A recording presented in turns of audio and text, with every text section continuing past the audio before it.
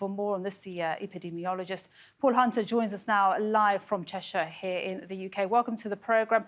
So we're hearing from the UN that they've now vaccinated a total of 530,000 children in Gaza. They've received that first dose of the polio vaccination. The aim is 640,000 children.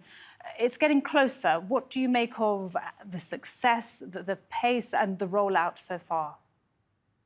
That's quite impressive, but the point is that polio vaccination doesn't rely just on a single dose. You have to give multiple doses over a period of time for it to be effective. Typically, 2 doses gives about 90% protection, and to give 100% protection, you really need 3 doses. So this can only be thought of as the first stage of the vaccination campaign. And Paul, that's such an interesting point because we don't know yet, of course, when the next dose will take place. And of course, that will need more humanitarian pauses. Obviously, that's not a question for you right now. But so far, how effective is what's been given? I mean, it sounds incredibly impressive to me how they've managed that.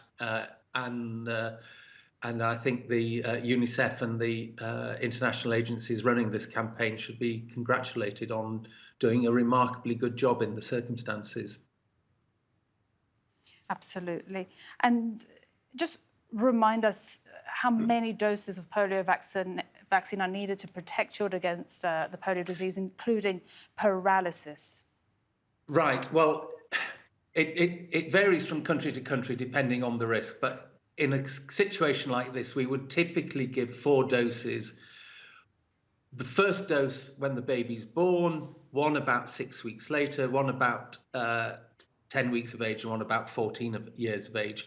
And then we would give a further dose again when they're about 3 or 4 years old. So, you know, in a context like this, each child should have almost certainly have had 5 separate polio vaccinations during the course of their before they reach their 5th birthday.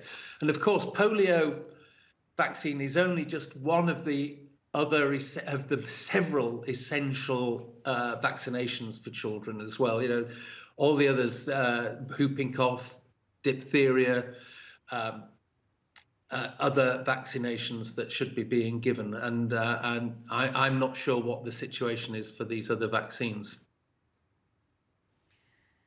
We'll be watching this story closely. For now, Paul Hunter, thank you very much indeed, epidemiologist. Thank you for your time and your medical expertise.